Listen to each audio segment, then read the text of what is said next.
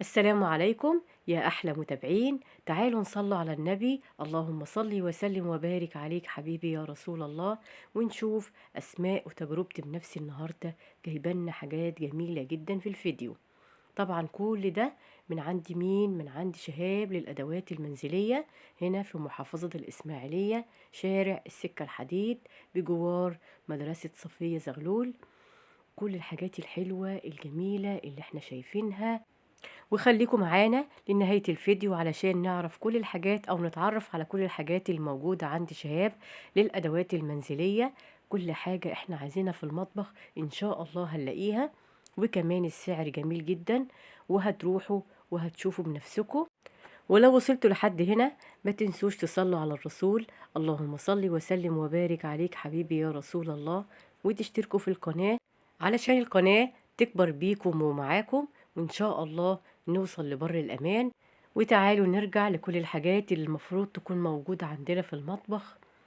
أيوة، زي المكبس بتاع الهمبرجر، وادي كمان الجوانت السيليكون، فاحنا بنلبسه وكمان بنغسل بيه المواعين او نغسل بيه البوتاجاز ايا كان، عشان نحافظ على ايدينا من الصابون او حتى الكلور.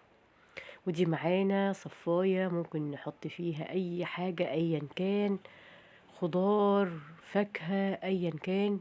المصفى كده ما شاء الله بتصفي كل المية بكل أشكالها وبكل ألوانها، حاجات ما شاء الله جميلة جدا. وخصوصا اللي احنا داخلين على شهر رمضان، كل عام ونحن جميعا بخير.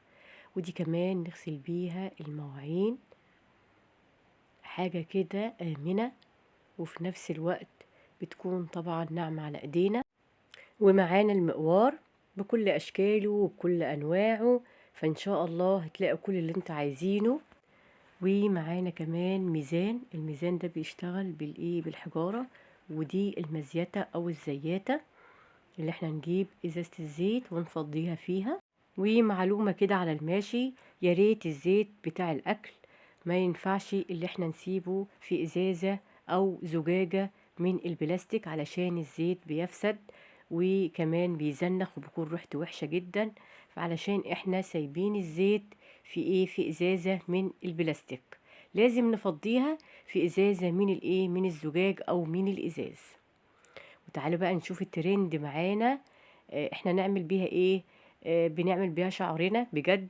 ايوه، بنسرح بيها شعرنا لو عندنا ارق ومش عارفين ننام.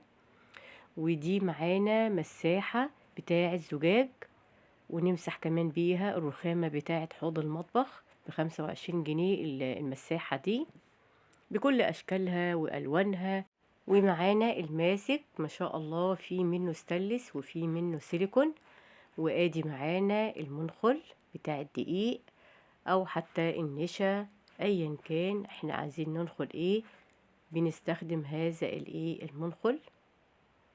كل الحاجات جميلة وشيقة، وإن شاء الله تيجوا تشرفونا عند شهاب للأدوات المنزلية، هنا في محافظة الإسماعيلية، شارع السكة الحديد بجوار مدرسة صفية زغلول. يا رب الفيديو يكون عجبكم، وكمان تشرفونا عند شهاب للأدوات المنزلية وتجربوا بنفسكم. وما تنسوش تدعوا لي دعوة حلوة من قلبكم، وربنا كده يبلغنا رمضان، ونشوفكم إن شاء الله على خير وبخير. مع السلامة.